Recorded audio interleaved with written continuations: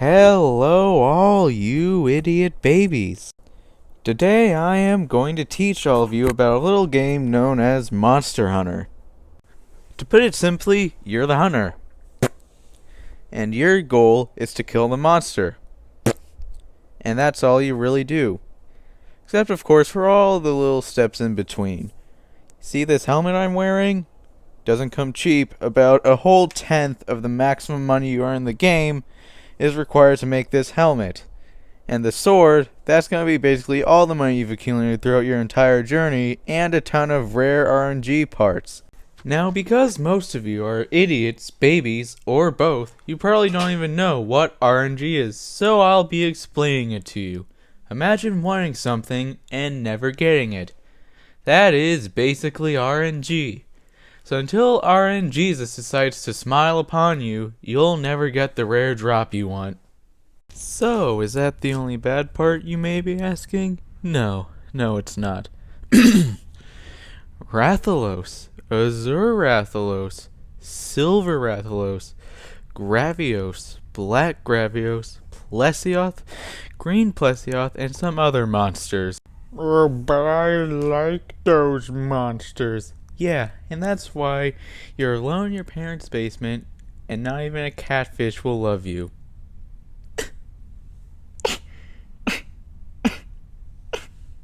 Since these monsters all suck, are because of horrible balancing issues. Let's compare a monster like Yamasukami to Plesioth. Now, Yamasukami is an elder dragon, which is the strongest category for monsters. It's huge. It's fought nearly at the end of the end game. It moves slowly and it hits like a truck. Plesioth is a monster fought midway through the start of the game, moves fairly fast, is a normal type of monster, is the same size as most of the other monsters, and it also hits like a truck. Gravios isn't really unbalanced, it just sucks due to its high defense and health, and the fight will take longer than a church ceremony.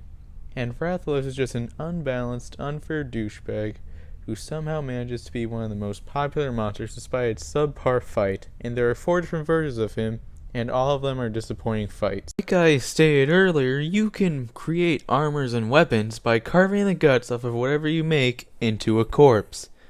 Most of the armors look cool, and then there are all the armors that show your poorly rendered blocky face, which is quite visually unappealing. There are also a vast amount of weapons which all look unique in their own way, unless they're in World. So if you're planning on playing World, enjoy having an arrangement of different monster parts all slapped onto the same looking stick, and also have fun spending 10 hours trying to get that said stick. Sounds like it sucks. It does, but it's the end result that really matters with Monster Hunter. So now for the key point, the boss fights. You finished weeding, carrying a burning rock for 500 miles, and then carrying it 500 more because you realize you need to deliver 2 of them. Now it's time to get into the action. Unlike the terrible monsters I talked about earlier, there really are some fun fights. Aside from Rathalos, every other flagship is mediocre to amazing. Oh wait, Azure Rathalos was a flagship? Okay, aside from Azure Rathalos, all the flagships. Oh, come on. Okay, so I've sorted through all of the garbage flagships, so now it's time to talk about the good ones.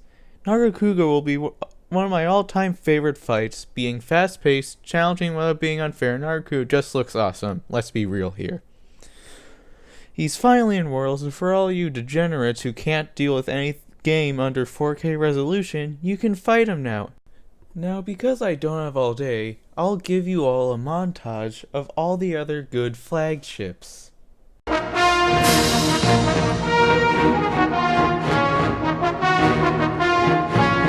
Okay, so here's a basic summary for the idiot babies who are watching this who couldn't sit still for a video that was less than 5 minutes. The fights are great, and most of the armors and weapons look cool, and everything else sucks.